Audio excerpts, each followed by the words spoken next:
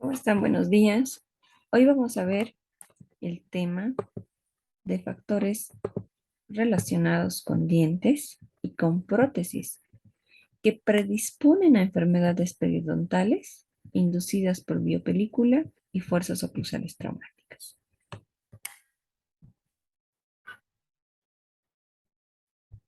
Nosotros sabemos que para que haya una inflamación a nivel del tejido gingival, del periodonto, una de las causas más importantes es la presencia de placa, de biofilm, ¿no? Pero también hay otros factores que nos pueden producir algún tipo de inflamación.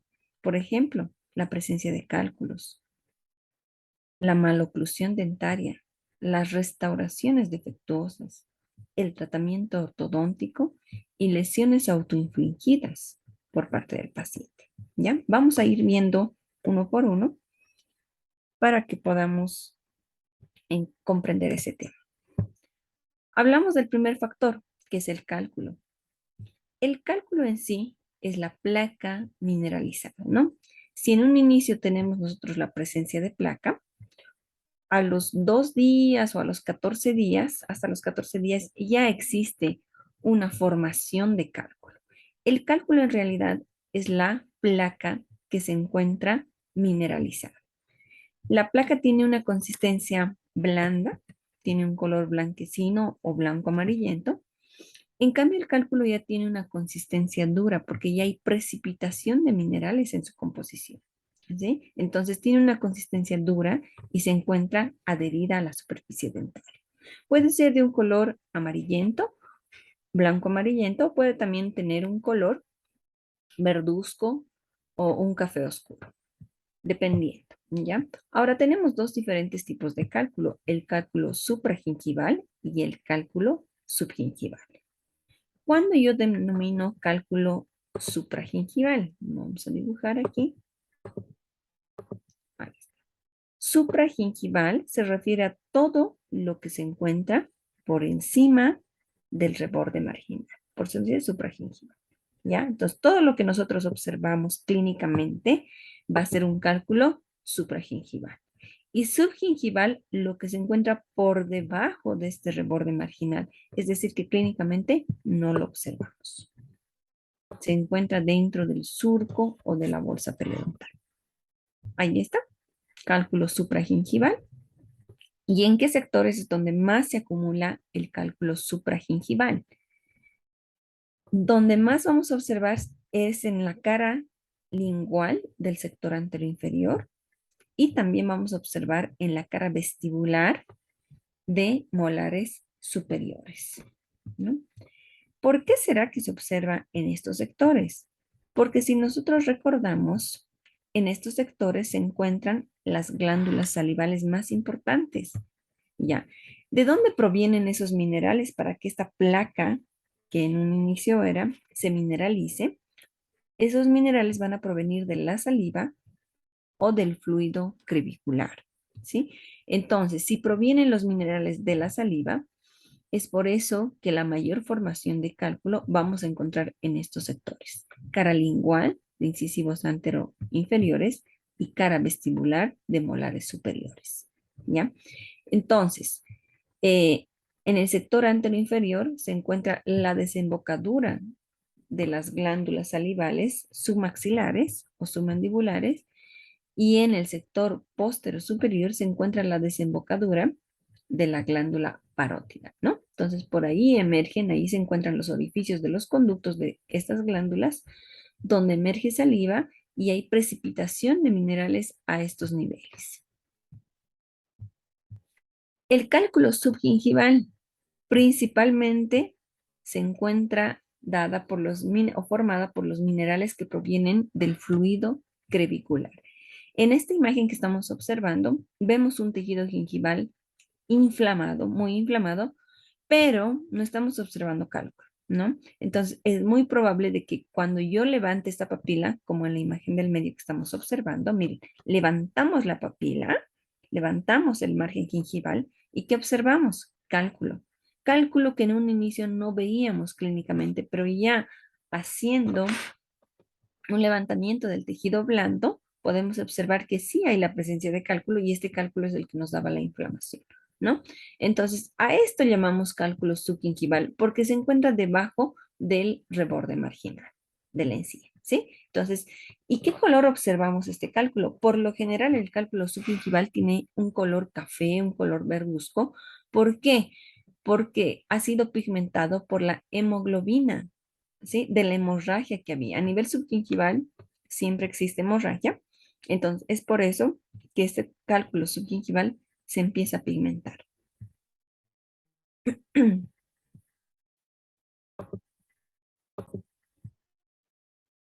En la imagen derecha que estamos observando, miren, se ve un cálculo supragingival oscuro, ¿no?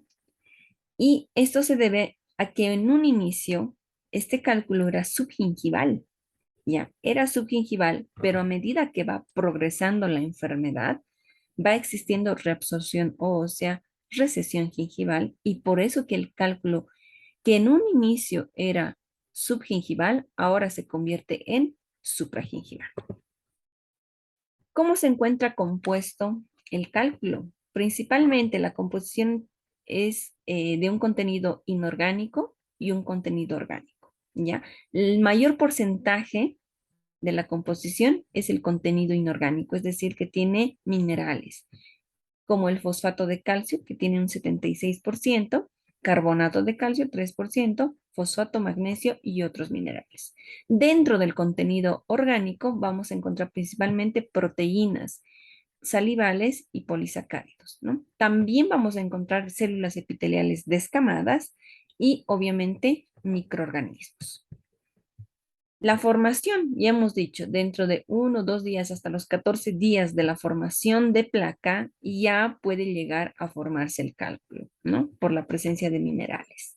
La placa, dijimos que tiene una consistencia blanda, donde el mismo paciente lo puede retirar. En cambio, el cálculo, como ya está mineralizado, tiene una consistencia dura.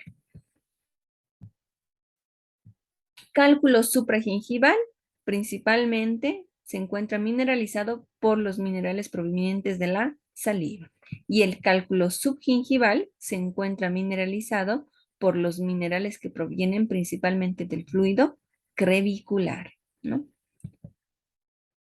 ¿Cuál será la importancia etiológica? El efecto de placa y cálculo es diferente, ¿no?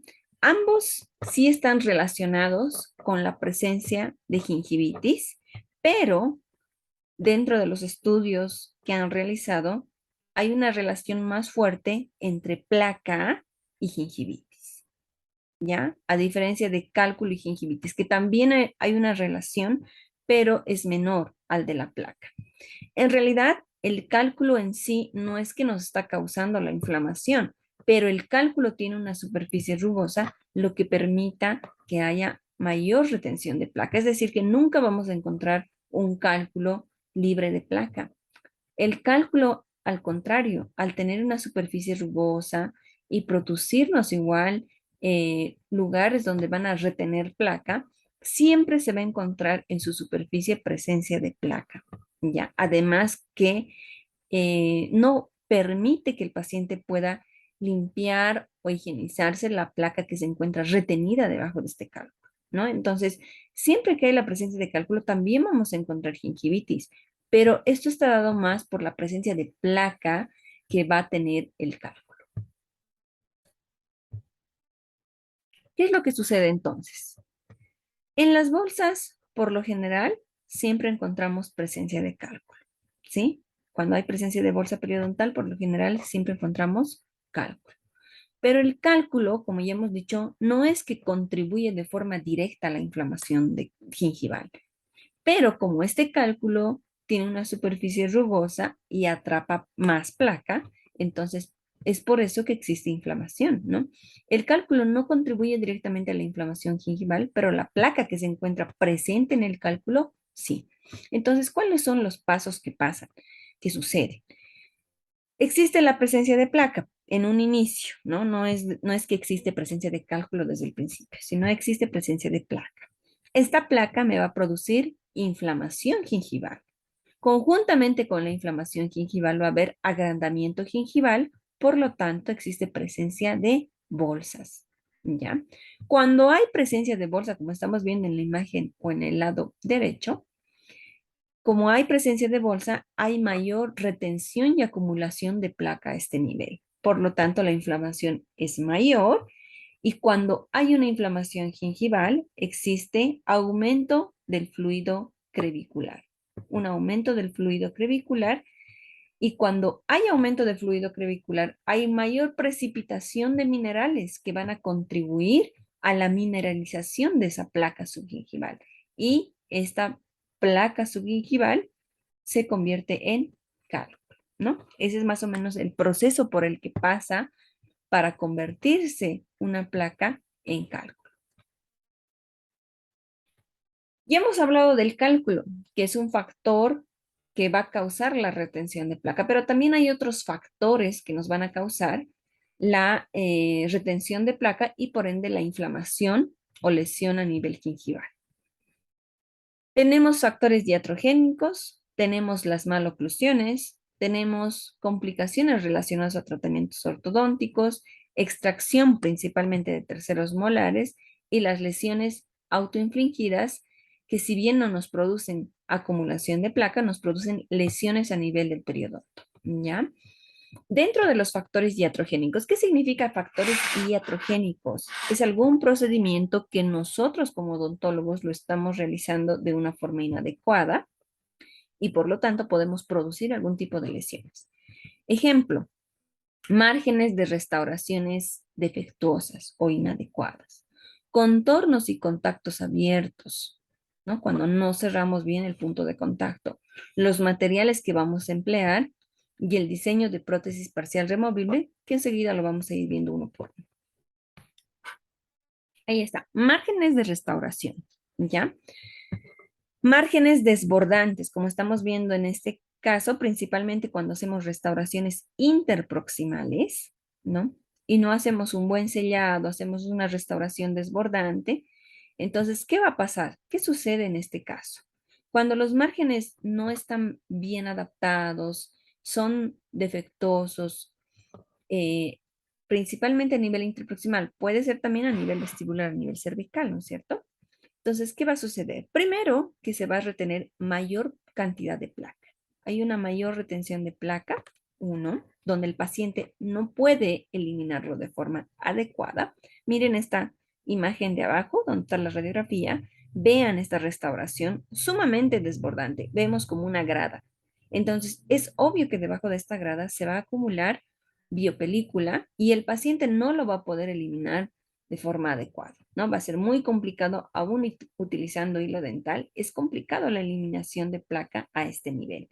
Entonces, hay retención, mayor retención de placa, de biofilm, ¿ya? Pero no solamente eso, sino que estas restauraciones también modifican, ¿ya? O transforman el equilibrio ecológico del surco. ¿Qué quiere decir eso? Que cambian los tipos de microorganismos presentes en este surco. Lo normal es que haya microorganismos facultativos gram positivos, es lo normal. En toda la boca existen ese tipo de microorganismos. Pero cuando hay restauraciones y principalmente son defectuosas, cambia, ¿ya? Hay mayor cantidad de microorganismos anaerobios gram negativos. Entonces, estos anaerobios gram negativos son más patológicos, son más patógenos. Entonces, hay no solamente un cambio de la cantidad de cálculo, de placa, sino también hay un cambio en el tipo de microorganismos, hay una transformación del equilibrio ecológico del surco, ¿sí? Y aparte, como ya dijimos, el paciente, es más difícil para el paciente eliminar esa placa, ¿no? Ahora, también es importante que veamos la terminación cervical de esa restauración o de esa prótesis fija, ¿ya? Lo ideal, biológicamente hablando a nivel periodontal, siempre es mejor que tengamos un tipo de margen de la restauración supragingival. Nosotros ya sabemos lo que es supragingival, yuxtagingival o subgingival, ¿no? Supragingival quiere decir, como en la imagen derecha, por encima del margen gingival. La restauración que vamos a realizar a nivel cervical siempre es ideal que sea supragingival, ¿ya? Donde el paciente va a poder controlar de mejor forma la placa o el biofilm, ¿no? Pero cuando esa terminación cervical es subgingival, aún, aunque hagamos una restauración sumamente pulida, ¿ya? Una restauración bien adaptada, bien pulida, aún así siempre se relaciona con gingivitis. ¿Por qué? Porque es complicado realizar la eliminación de placa a ese nivel, ¿no? Entonces, es por eso que tratamos siempre de llevar a terminaciones cervicales supragingivales, ¿ya? Y en casos por estética, hacemos máximo yuxtagingival, pero subgingival en lo posible evitamos. Otra parte importante que tenemos que tomar en cuenta, principalmente cuando hacemos coronas, es el ajuste adecuado del margen de la restauración o de la corona, ¿no? El margen, aparte de la localización que ya hemos dicho que tiene que ser supragingival en lo posible, porque biológicamente es lo más adecuado, tenemos que ver el contorno de nuestra restauración. ¿A qué se refiere el contorno? Vamos a dibujar aquí y se refiere a esto, ¿no? A esa convexidad que va a tener nuestra restauración. ¿Ya? ¿Qué tan convexo va a ser? Si es un contorno muy acentuado, de igual forma, impide que el paciente tenga un buen control de placa. No estoy hablando de grados, ¿no? Pero hay un contorno exagerado en este caso, entonces el paciente no puede realizarse un control de placa adecuado, ¿ya? Si bien muchas veces para mejorar la anatomía, para mejorar la posición, realizamos algún tipo de contorno, ese contorno no debe ser exagerado para evitar que el paciente no pueda controlar la placa, ¿sí? Y aquí justamente estamos hablando de los contornos que ya habíamos mencionado. Un contorno exagerado tiende a acumular placa, ¿no? Y aparte de eso, no solamente el contorno, tiene que estar bien sellado el margen gingival de mi restauración de mi corona con la estructura dentaria. No puede haber espacios, no puede haber interfase entre la parte cervical de mi estructura dentaria y la parte cervical de la restauración. ¿Sí? Tiene que haber un sellado, un contacto íntimo para evitar igual la retención de biofilm o placa. Otro punto importante son los puntos de contacto, principalmente cuando realizamos restauraciones interproximales y a nivel posterior, ¿no? ¿Qué pasa si yo no devuelvo ese punto de contacto o esa superficie de contacto en el caso de posteriores? Puede existir un empaquetamiento de alimentos, ¿ya?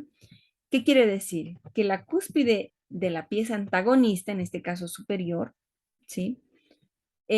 Al momento que mastica el paciente, esa cúspide va a funcionar como un émbolo, es decir, que va a empujar el alimento contra toda la superficie oclusal de la estructura dentaria. Pero si tenemos este espacio abierto, ¿ya? Donde está la papila interdental, es obvio que la pieza o la pieza antagonista va a empujar el alimento y ese alimento va a ingresar con fuerza a este nivel, ¿no? Entonces, ¿qué me va a producir? Una inflamación papilar, ¿ya? Es por eso que tenemos que tomar muy en cuenta al momento de hacer operatoria y algún tipo de restauración interproximal, que devolvamos esa superficie o ese punto de contacto. ¿Está bien? Ahora, otro factor que va a evitar igual que haya ese empaquetamiento de comida es devolver los rebordes marginales, que también es sumamente importante, ¿sí? Tanto puntos de contacto como rebordes marginales es importante para evitar que el alimento se desplace a nivel interproximal. Esto es el reborde, ¿ya? Este es mi reborde marginal, ¿no? Devolver en las restauraciones el reborde marginal. Muchas veces hacemos restauraciones donde no tienen la anatomía necesaria y nos olvidamos de devolver estos rebordes marginales, ¿sí? Estos rebordes marginales son muy importantes porque también funciona cuando la pieza antagonista, estamos masticando y la pieza antagonista lleva el alimento hacia estas superficies oclusales, estos rebordes marginales lo que van a hacer es tratar de llevar el alimento hacia el medio de la pieza dental, ¿sí? Cosa de evitar que esos alimentos se desplacen a nivel interproximal. Esa es la función prácticamente de los rebordes marginales.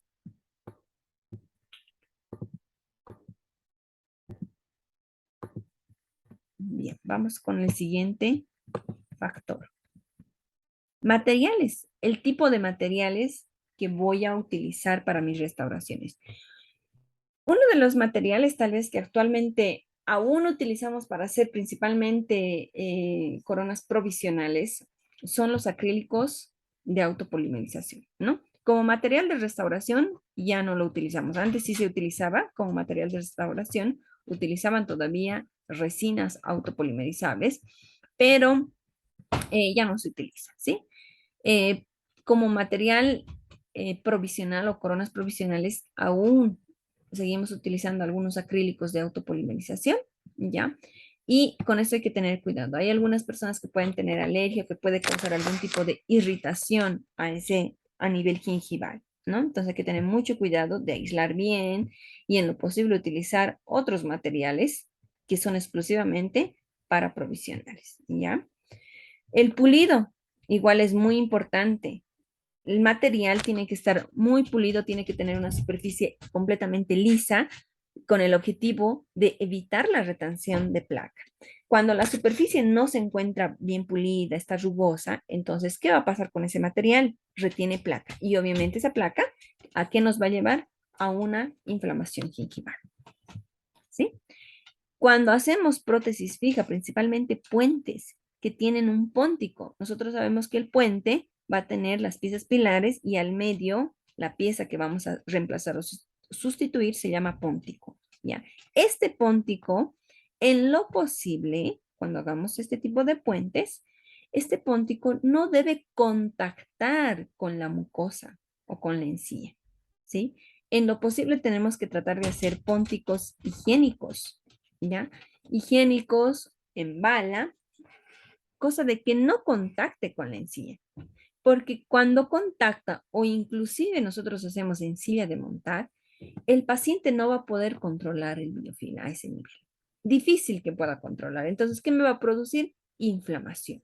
¿Ya? Entonces, si queremos evitar eso, en lo posible tenemos que hacer que este póntico no entre en contacto con el tejido gingival. Estamos hablando todo lo mejor para el periodonto, biológicamente. Tal vez estéticamente en el sector anterior no vamos a poder dejar ese espacio entre el tejido gingival y el póntico, ¿ya? Pero en posterior tenemos que intentar realizar esto porque biológicamente es favorecedor para el paciente. Otro de los factores, diseño de las prótesis removibles. Igual, cuando nosotros diseñamos prótesis removibles, en realidad las terminaciones de mi prótesis removible, ¿no? O los márgenes no deberían estar encima del tejido gingival, porque eso igual va a producir algún tipo de inflamación, ¿ya?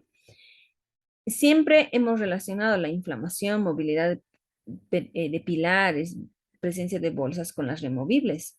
Y en realidad sí, las prótesis removibles favorece la retención de biofilm o biopelícula, ¿no? Pero no solamente eso, al igual que las restauraciones, también cuando el paciente utiliza prótesis removible, también hay un cambio ecológico de los microorganismos, ¿ya?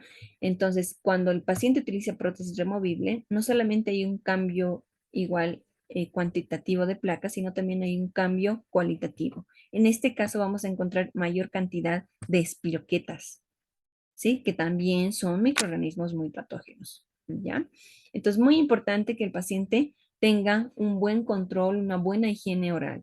Y en lo posible, no tiene que utilizar en la noche. Hay pacientes que quieren utilizar la removible tanto en la mañana o durante el día y durante la noche, ¿ya? En la noche se puede o puede existir mayor acumulación y mayor cambio cualitativo de microorganismos, ¿no? Entonces, mejor que el paciente en la noche no utilice y realice buena higiene tanto de la cavidad bucal como de la prótesis. Otro de los factores que pueden llegar a producir algún tipo de inflamación gingival. Los procedimientos que realizamos eh, en el momento de realizar algún tipo de restauración, ¿ya? Ejemplo, miren aquí. Clamps, que utilizamos bastante para operatoria, bandas, matrices, las fresas que vamos a utilizar y los mismos hilos de retracción o hilos de separación, que nos podrían producir algún tipo de lesiones a nivel gingival, pero por lo general son lesiones transitorias, ¿no? Los clamps, cuando nosotros queramos, sobre todo, retraer tejidos gingivales para hacer nuestro aislado absoluto, sí estamos produciendo algún trauma a nivel del periodonto, ¿ya? Pero es un trauma mecánico y es un trauma, por lo general, transitorio, ¿no? Entonces, se va a lesionar el tejido gingival, va a existir algún tipo de lesión, algún tipo de inflamación una vez que retiremos este aislado absoluto, este clamp, pero va a ser una lesión transitoria. Lo mismo cuando ponemos, por ejemplo, hilos, ya para igual, em, para el aislado absoluto, podemos lesionar en cierto grado el periodonto a este nivel, ¿no? Una vez que retiremos puede existir un poquito de hemorragia, un poquito de inflamación, pero por lo general son transitorias, ¿ya? Igual cuando ponemos el hilo de retracción, principalmente cuando tomamos impresión con silicona y tenemos terminaciones cervicales, entonces es necesario poner el hilo en esos casos, pero también tenemos que hacer con sumo cuidado, cosa de no tratar de lesionar el tejido gingival, ¿ya? Ese hilo tiene que ir dentro del surco gingival, pero no tendríamos que lesionar el epitelio de unión. Sabemos que el epitelio de unión se encuentra a nivel de la base de mi surco gingival, ¿no? En lo posible, cuando yo ponga mi hilo de retracción o mi hilo de separación, introduzco ese hilo dentro de todo el surco, ¿sí? Vamos a dibujar aquí. Sabemos que el surco tiene más o menos esta forma, ¿no? Una forma de B. Pero esa B en la base del surco se encuentra el epitelio de unión. Entonces, nosotros colocamos el hilo, pero en lo posible ese hilo tiene que ir dentro de este surco, ¿sí? No tratar de lesionar este epitelio de adherencia o epitelio de unión, ¿ya? Y cuando pongamos el hilo de retracción o también llamado hilo de separación, eh, tenemos que evitar de tratar, tenemos que evitar de utilizar los líquidos astringentes que vienen conjuntamente con el hilo. ¿Sí? Porque ese líquido astringente, si bien nos reduce la hemorragia, ¿ya? Pero al tratar de colocar dentro del surco, puede entrar en contacto con epitelio de unión, con tejido conectivo y puede producir algún tipo de irritación química. Entonces, en ese caso ya no solamente estamos produciendo una irritación mecánica, sino también estaríamos produciendo una irritación química. Es por esa razón que en lo posible ustedes cuando les toque utilizar el hilo de retracción, por favor, evitemos utilizar el líquido astringente que muchas veces viene conjuntamente con el hilo. Otro factor, maloclusión. Las maloclusiones también producen la retención de biopelícula o biofilm, ¿ya? Em, ¿Qué es una maloclusión? Es una alineación irregular de las estructuras dentales, como estamos viendo en la imagen superior, ¿no? Imagínense, este paciente, ¿ustedes creen que va a poder controlar de forma adecuada la biopelícula en la cara palatina de este incisivo central o la cara vestibular del incisivo lateral? Es obvio que a ese nivel se va a acumular demasiado biofilm, biopelícula, ¿no? Y el paciente tiene que tener una higiene muy minuciosa para poder controlar, es muy complicado. Entonces, por eso las maloclusiones generalmente se relacionan con inflamaciones gingivales precisamente por la retención de biopelícula que se tiene en estos casos, ¿ya? Ahora, pacientes que tienen mordida abierta, como estamos observando en la imagen de abajo, donde vean que no hay un overjet, no hay overbite, hay un espacio interincisal. En estos casos se llama mordida abierta anterior y estos pacientes por lo general son respiradores bucales, ¿ya? Los pacientes con respiración bucal tienen una relación con una gingivitis a nivel del margen y de la papila interdental, ¿no? No en el 100%. Hay estudios que nos dicen que pacientes que tienen respiración bucal tienen inflamación gingival a nivel del margen y de la papila, ¿no? Y hay otros estudios que nos dicen que esa relación no es significativa. Cuando hay ausencia de alguna pieza dentaria y no se reemplaza esa estructura dentaria, que también puede tener consecuencias, no, en este caso no hay inflamación gingival, pero sí hay consecuencias periodontales, ¿no? ¿Cuáles son esas consecuencias periodontales? Miren, en el caso de que faltara un molar inferior, ¿qué es lo que sucede? Hay una serie de alteraciones, movilidades, inclinaciones de las piezas dentarias vecinas. Ejemplo, no tenemos aquí el primer molar inferior, ¿ya? Que muchas veces lo pierden y no lo reemplazan durante muchos años. ¿Qué sucede en este caso? La pieza antagonista empieza a extruirse, ¿no? Empieza a extruirse, por lo tanto, parte de la raíz se encuentra descubierta, como en este caso, ¿sí? ¿Qué pasa con las otras piecitas? Miren, la pieza o la pieza vecina al molar perdido, en este caso el premolar, se empieza a inclinar por la oclusión que tiene con los antagonistas, se empieza a inclinar hacia distal, ¿no? Hay una movilidad. Y la pieza vecina, igual en este caso el molar, se empieza a mesializar. Entonces, empieza a haber aquí un tipo de troneras, empieza a existir puntos de contacto prematuro, empieza a existir extrusión. Hay una serie de cambios en cuanto a todas las piezas que están circundando esa pieza faltante, lo que provoca algún tipo de alteración a nivel del periodonto.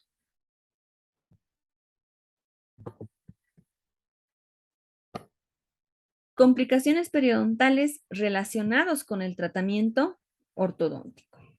Cuando el paciente lleve ortodoncia, y si es que alguno de ustedes ha llevado o algún familiar se encuentra llevando estos aparatos de ortodoncia, van a ver que en muchos casos, cuando vean pacientes, tienen un tejido gingival muy inflamado, ¿ya? ¿A qué se debe esto? A que esta aparatología igual obviamente causa la retención o favorece la retención de biopelícula, ¿no? Entonces, estos pacientes tendrían que tener muy buen control de placa, ¿ya? 2 o 3 veces mayor tiene que ser la higiene a un paciente que no lleva eh, esta aparatología, ¿no? Entonces, causa demasiada retención. Imagínense en todos estos brackets, en todos esas ligaduras metálicas, en los arcos que tienen, va a haber mucha acumulación y retención de biopelícula. El paciente tiene que tener muy buen control, ¿ya? Hacer demasiado énfasis y mayor control que un paciente que no lleva tratamiento ortodóntico, ¿no? Entonces, por lo general no sucede eso, aunque nosotros les recomendamos, les enseñamos todos los mecanismos para que pueda controlar la placa, muchos pacientes no logran controlar la placa y vienen con un tejido gingival muy inflamado, unas papilas completamente abultadas, con mucha retención de placas rojizas, edematosas, sangrantes. Entonces, muchas veces en esos casos, aunque no hayamos concluido el tratamiento, a veces es necesario nomás retirar toda la aparatología. Porque el requisito para poder llevar tratamiento ortodóntico es que tenga un buen control de placa. Por lo contrario, vamos a causar otro tipo de alteración a nivel periodontal, ¿ya?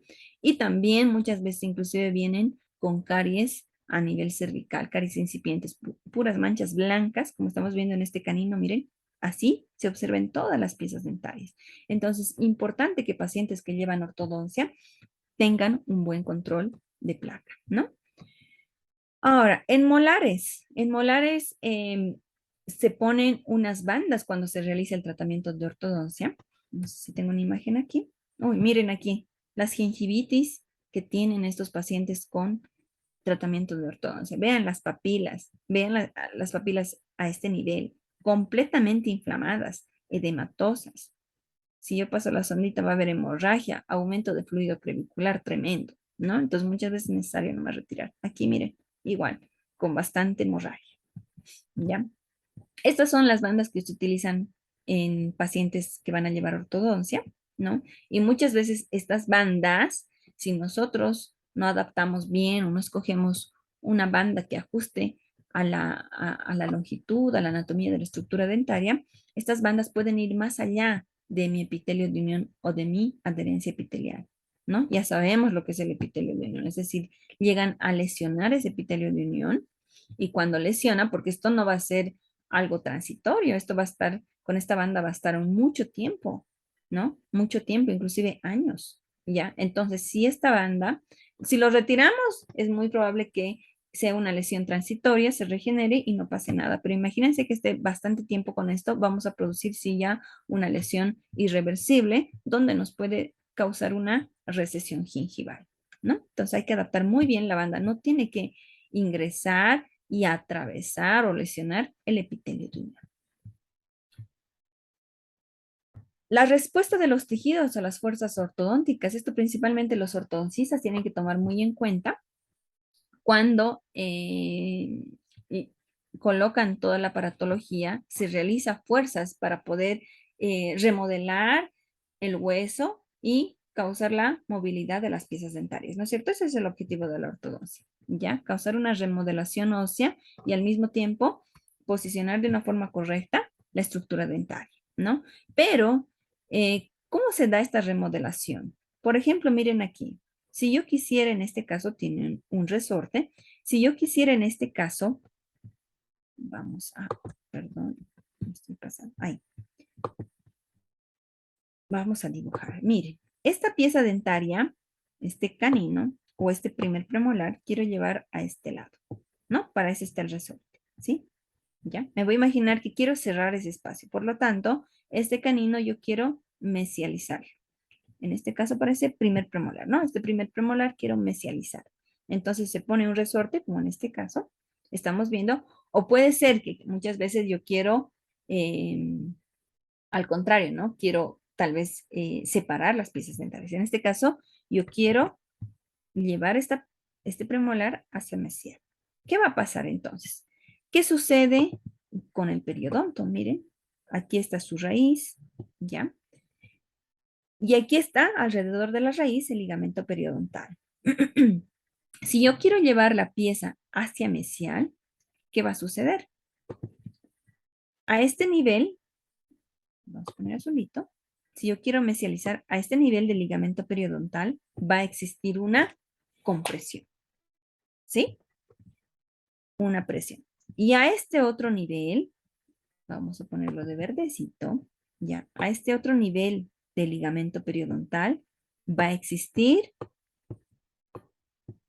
tensión, ¿sí? Es como si estuviéramos jalando a este lado y estaríamos aplastando a este otro lado, comprimiendo y tensionando.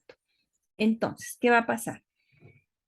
En el lugar donde existe compresión van a actuar los osteoclastos, ¿ya? Y me va a producir la reabsorción ósea para que el diente pueda migrar hacia mesial. Y en este otro lado, donde va a haber tensión, van a actuar los osteoblastos. Entonces, lo que me va a permitir que cuando el diente quiera migrar hacia mesial, en la parte distal va a existir formación de hueso. Esa es la forma como se remodela el hueso y esa es la forma como se logra la migración o giroversión de la estructura dental. ¿Ya? Vamos. Pero cuando se hace el tratamiento de ortodoncia, se aplican fuerzas leves para lograr esta remodelación, o sea, para darle tiempo para que pueda existir formación y reabsorción de hueso y pueda llegarse a una remodelación. Pero cuando se aplica fuerzas muy extremas, fuerzas muy fuertes, donde no controlan todo este proceso ya para la remodelación, fuerzas excesivas, ¿qué me va a producir? Pueden llegar a producir necrosis tanto del hueso como también del ligamento periodontal, ¿no? Y también estas fuerzas excesivas pueden llegar a producir reabsorción radicular, ¿no? Vean cómo se encuentran las raíces de estas estructuras dentales, completamente chatas y muchas veces causada precisamente por eso, porque se están aplicando fuerzas muy excesivas en el tratamiento de ortodoncia. Por eso el tratamiento de ortodoncia es un tratamiento largo, ¿ya? No se pueden aplicar fuerzas excesivas o fuerzas mayores. Otro factor La extracción de terceros molares retenidos, ¿no? Cuando se hacen cirugías, ¿ya? Generalmente los terceros molares se encuentran, en muchos pacientes se encuentran retenidos, se encuentran impactados y a veces es necesario realizar la cirugía, sobre todo cuando van a llevar tratamiento de ortodoncia. El ortodoncista te pide que se haga cirugía de todos los molares retenidos para no tener complicaciones posteriores, ¿no? Entonces, cuando se hace ese tipo de cirugías, muchas veces desgastamos huesito, ya se hace una eh, osteotomía, ¿sí? Para poder retirar la piecita que se encuentra impactada, ¿no? Pero ahí tenemos que tener mucho cuidado a nivel de la cara distal de los molares inferiores, ¿ya? Si bien nosotros hacemos la osteotomía, tenemos que cuidar el huesito a nivel de la cara distal de los molares, de los segundos molares. ¿Por qué? En estos casos, cuando somos muy invasivos al momento de realizar la cirugía, podríamos producir defectos óseos verticales, ¿no? Y parte de la cara distal del molar, del segundo molar, inferior en este caso, puede estar descubierto. Entonces lesionamos el periodonto, ¿sí? Mucho cuidado. Otro factor para causar algún tipo de lesión o inflamación a nivel del tejido gingival. Hábitos y lesiones autoinfligidas. ¿Qué quiere decir esto? Que son lesiones causadas por el mismo paciente. ¿Ya? Hábitos dañinos. Tenemos las formas mecánicas, ejemplo, el cepillado dental y el uso de palillos interdentales, ¿no? Entonces, cuando yo utilizo un cepillo inadecuado, ejemplo, un cepillo de cerdas muy duras, porque no está indicado, ¿no es cierto? Tenemos que utilizar cerdas medias máximo y deberían ser las cerdas blandas. Pero cuando yo utilizo cepillos de cerdas duras, y aparte de eso, imagínense, no tener una técnica de cepillado correcto. Yo me cepillo de forma horizontal o de forma circular y encima de eso estoy utilizando una pasta muy abrasiva. Entonces puedo producir algún tipo de lesión a nivel del tejido gingival, ¿ya? Y también a nivel de la estructura dentaria, ¿no? Hay algún tipo de desgaste a nivel del esmalte. También existe eso, ¿ya? O palillos de dientes, cuando no usan de forma correcta, se introducen estos palillos de dientes a nivel interdental, igual pueden producir algún tipo de irritación a nivel de las papilas interdentales, ¿no? El cepillado, ya dijimos, el cepillado dental es muy importante, ¿ya? Que puede llegar a abrasionar la encía, a denudar inclusive todo lo que es el epitelio y denudar el tejido conectivo, porque nos podemos cepillar de una forma muy enérgica, con cepillos de cerdas duras y con una técnica inadecuada de forma horizontal, entonces podemos llegar a producir algún tipo de abrasión en el tejido gingival. Y también en la estructura dentaria, como ya les había mencionado, principalmente cuando combinamos encima de eso con dentríficos muy abrasivos, ¿no? Cuando utilizamos el hilo dental, también importante tener mucho cuidado. El hilo dental, si bien ingresa por la parte interproximal, tiene que ir deslizándose sobre la superficie dentaria. No podemos introducir y lesionar toda la papila interdental, ¿ya? Ahora, esas lesiones que podemos realizar pueden ser de formas agudas o crónicas, ¿no? Agudo, ¿qué voy a observar clínicamente? Un eritema difuso, cuando ya está muy roja la encía, hay una denudación de la encía insertada, hemos lesionado por completo el epitelio bucal o el epitelio que recubre todo el tejido gingival, ¿ya? Y podemos también producir algún tipo de absceso gingival agudo, principalmente cuando hay eh, por ejemplo, una insertación de una cerda, ¿no? Del cepillo, una cerda del cepillo puede llegar a lesionar y producirnos un absceso gingival agudo, ¿ya? Crónico, también se pueden producir lesiones crónicas. Esto, si bien el paciente no se va a dar cuenta, como dice su tiempo, como dice su nombre, crónico, que es en largo tiempo, en larga data, pero poco a poco se va produciendo ese tipo de lesión, ¿no? Entonces, en estos casos, ¿qué podemos ver? Cuando el paciente se cepilla de una forma incorrecta, como estamos viendo aquí, puede existir algún tipo de lesiones crónicas donde nos va a dar una recesión gingival con el tiempo y también el uso incorrecto del hilo dental constantemente durante mucho tiempo. Esto nos va a dar igual una lesión eh, de tipo a nivel de la encía interpapilar, ¿sí? Otro tipo de lesiones autoinfligidas igual por el paciente es la producida por una irritación química, ¿ya? Una irritación química.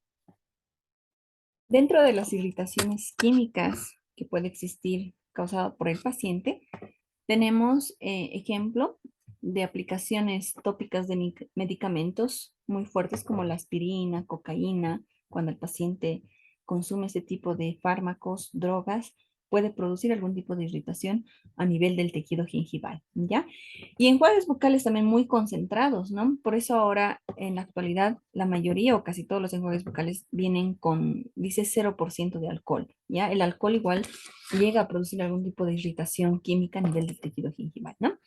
Entonces, tenemos que evitar eso para producir este tipo de irritaciones. Y por último, uno de los factores igual muy importantes para que haya algún tipo de lesión a nivel del periodonto es el trauma de oclusión. Esto es muy importante, ¿ya? El trauma de oclusión. ¿Qué es el trauma de oclusión? Vamos a ir viendo. Este trauma de oclusión en realidad está dado por diferentes factores, ¿ya? El periodonto tiene una capacidad de adaptación a las fuerzas oclusales, ¿no? El periodonto tiene una capacidad de poder adaptarse a las fuerzas oclusales que nosotros tenemos, ¿ya? Pero esta capacidad de adaptación depende de la magnitud de esa fuerza oclusal. El efecto, ¿qué dice aquí? El efecto de las fuerzas sobre la oclusión depende, ¿ya? De la magnitud. Mientras hay mayor magnitud de esta oclusión, clínicamente o radiográficamente se observa el ensanchamiento del ligamento periodontal, ¿no? Uno, y si esta oclusión igual es muy fuerte, es mayor, de mayor magnitud, también puede existir el cambio de dirección de las fibras del ligamento periodontal. Hay una reorientación de las fibras. Puede existir tensión, compresión. Ya sabemos qué es tensión, qué es compresión a nivel de las fibras del ligamento periodontal, ¿ya? Y cuando estas fuerzas son laterales, pueden llegar a lesionar el periodonto, ¿no? Si bien el periodonto tiene la capacidad de adaptarse a esas fuerzas oclusales, ¿de qué forma? Se ensancha, ¿ya? Puede llegar a ensancharse ligeramente, puede llegar a cambiar de dirección las fibras del ligamento periodontal para adaptarse a estas fuerzas, pero cuando ya sobrepasan estas fuerzas, lesionan tejido periodontal. ¿Qué más tenemos? Las fuerzas oclusales pueden llegar a exceder esta capacidad de adaptación, ¿no? Aquí hemos dicho que el ligamento periodontal se adapta a las fuerzas oclusales, ¿sí? Pero cuando ya estas fuerzas oclusales exceden esta capacidad de adaptación del ligamento periodontal, se va a causar una lesión a nivel del periodonto, lo que se llama trauma por oclusión, que se refiere a que hay una lesión en el tejido periodontal. A eso llamamos trauma por oclusión, cuando las fuerzas oclusales ya han excedido la capacidad de adaptación del periodonto. Entonces, hay un trauma por oclusión. ¿Trauma en dónde? En el periodonto. Trauma causada por quién? Por la oclusión, por la fuerza de oclusión. Trauma por oclusión. ¿Qué quiere decir el trauma por oclusión? La lesión que se produce a nivel del periodonto. Ahora, ¿quién va a causar este trauma por oclusión o por quién va a ser causada principalmente? Por una oclusión traumática, ¿ya? La, Este trauma por oclusión, hemos dicho que se refiere a la lesión del tejido periodontal, ¿no? pero la fuerza que va a producir este trauma, esta lesión, va a ser la oclusión traumática, como estamos observando aquí. Mire, en la imagen que ven, vemos que hay una oclusión traumática aparentemente, y yo digo que es oclusión traumática porque a nivel del periodonto, miren, ya hay un trauma por oclusión, ya hay alteración a nivel periodontal. Y esta oclusión traumática que estamos viendo no solamente causa una lesión a nivel del periodonto, ¿ya? Sino que también causa una lesión a nivel, o puede llegar a causar una lesión, una alteración a nivel de la articulación temporomandibular. Ahora, hay dos tipos de trauma, ¿no? En cuanto a la evolución, puede ser un trauma agudo o un trauma crónico. También conocemos el trauma primario y el trauma secundario. Lo vamos a ir viendo uno por uno. El trauma agudo. ¿A qué se refiere el trauma agudo? Este trauma agudo, que es un impacto oclusal abrupto, ya, instantáneo. Ejemplo, cuando el paciente, digamos, quiere morder algo, ¿no? Muerde, y alguna vez nos ha debido pasar algún accidente, ¿no? Hemos mordido algo duro, un hueso, una pepa, algo duro, donde nos empieza a molestar la pieza dentaria. Entonces, hay un impacto oclusal abrupto. ¿Qué va a haber clínicamente? Dolor. Si nosotros lo vemos al paciente, va a tener una sensibilidad a la percusión, ¿ya? ¿Qué es percusión? Cuando nosotros damos ligeros golpecitos a la estructura dentaria, ¿no es cierto? Con algún instrumental, ¿ya? Sensibilidad a la percusión. Movilidad dentaria. Puede llegar a haber movilidad dentaria si el trauma agudo ha sido demasiado fuerte, ¿no? Entonces, ¿cuál es nuestro objetivo y tratamiento? Sanar la lesión, ¿ya? Y ceder el dolor. Tenemos que disminuir o hacer que desaparezca ese dolor. ¿Cómo hacemos? Podríamos darle algún tipo de analgésicos al paciente, antiinflamatorios, y podríamos desgastar ligeramente la pieza a nivel oclusal o incisal, dependiendo la pieza que tenga este tipo de trauma, para que no tenga contacto y pueda desinflamar con mayor velocidad, ¿no? Entonces, si en estos casos va aumentando la lesión periodontal, ¿ya? No hacemos el tratamiento, puede haber necrosis, puede haber absceso periodontal, o este trauma se puede volver crónico. Otro de los de trauma agudo que podemos tener, otra causa de trauma agudo que podemos tener por si acaso, son las restauraciones que nosotros realizamos, ¿no? Si nosotros le dejamos al paciente con una restauración sumamente alta, también puede llegar a tener un trauma agudo, un trauma de oclusión de tipo agudo, ¿sí? Entonces el paciente se va a su casa y nosotros pensamos que se va a adaptar o algo, muerde y constantemente el paciente le está molestando y eso puede llegar a producirse un trauma agudo donde el paciente puede tener un absceso periodontal, ¿ya? O inclusive una necrosis. Trauma crónico. Este es el que más vamos a ver, ya, más que el trauma agudo, lo que más se observa es el trauma crónico, que es más común y que se da por cambios graduales en la oclusión, ¿no?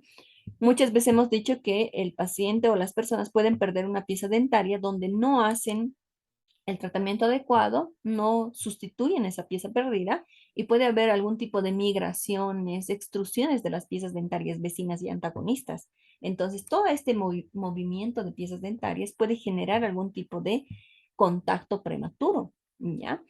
Y eso me puede causar un trauma de oclusión de tipo crónico, ¿no? Entonces, ¿qué vamos a observar? Podemos ver en estos casos extrusiones de piezas dentarias, inclinación, desgastes dentales, combinado con hábitos parafuncionales, como el bruxismo, por ejemplo. ¿Ya? Entonces el paciente cuando se moviliza la pieza dentaria, hay un punto de contacto prematuro, el paciente inconscientemente ese contacto prematuro trata de desgastarlo. Entonces el bruxismo prácticamente es eso, ¿no? Intentando desgastar un punto, cosa de volver a su posición inicial, porque cuando hay migraciones, movilidad dentaria, ya no tiene la misma oclusión. Hay un movimiento, hay un cambio de oclusión para el paciente. ¿Qué determina si una oclusión es traumática? Si ustedes ven la imagen izquierda, ustedes no me pueden decir, ¿tiene malposición? Sí, pero ¿es una oclusión traumática? No sé, ¿no? Y en la imagen derecha, hay una buena, aparentemente, estéticamente, tiene una buena alineación de las piezas dentarias, pero ¿será que es una oclusión traumática?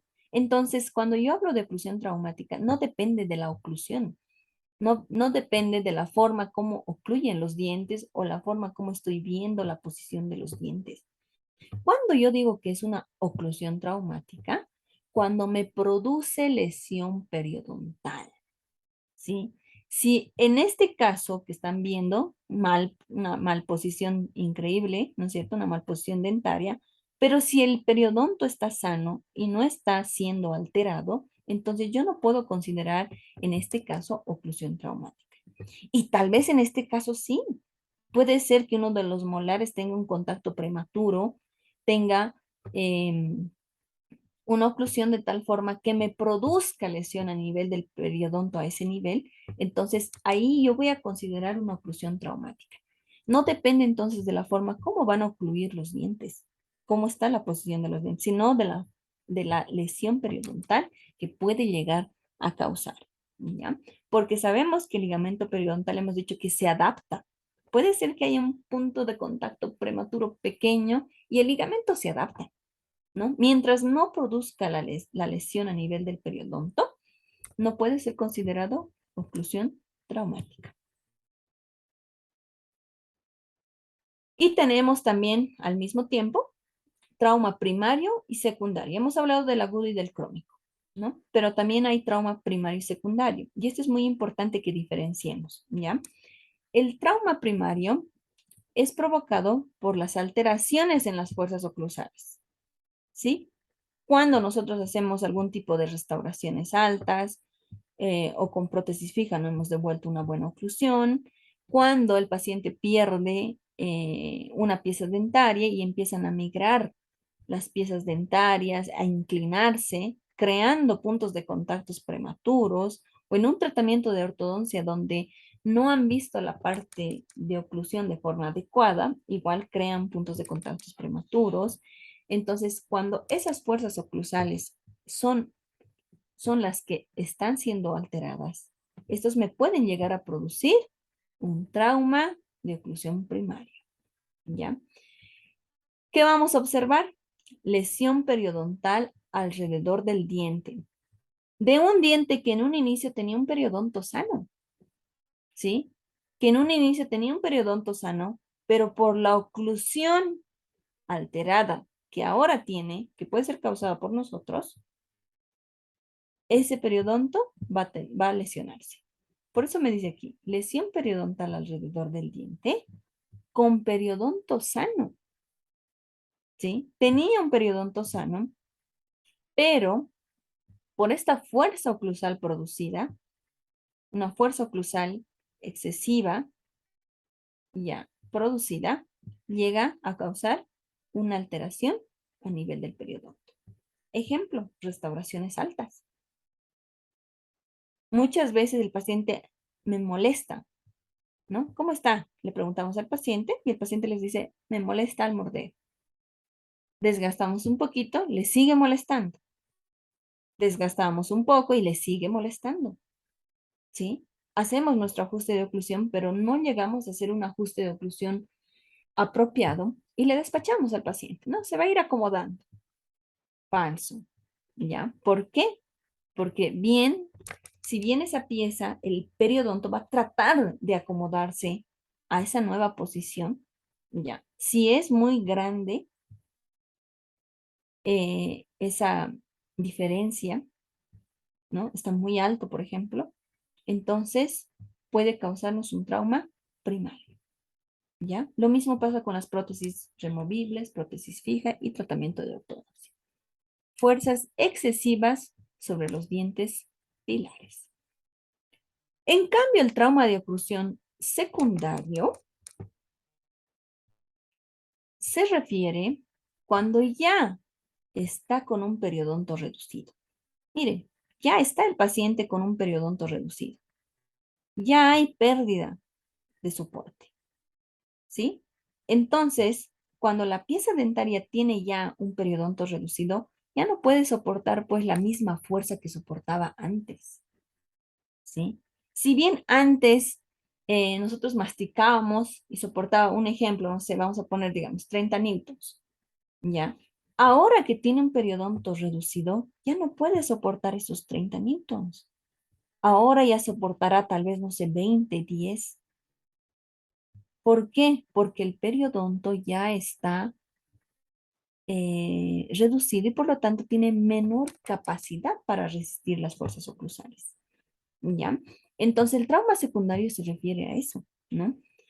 El periodonto, miren, dice, se vuelve más vulnerable a la lesión porque está disminuido, ¿sí? Entonces, una fuerza oclusal que podía resistir antes, ahora con este periodonto ya no puede resistir. Por lo tanto, esto me puede causar algún tipo de migración, movilidad dentaria, ¿ya? Ya no es tolerada por esta pieza dentaria y por el ligamento periodontal que se encuentra reducido.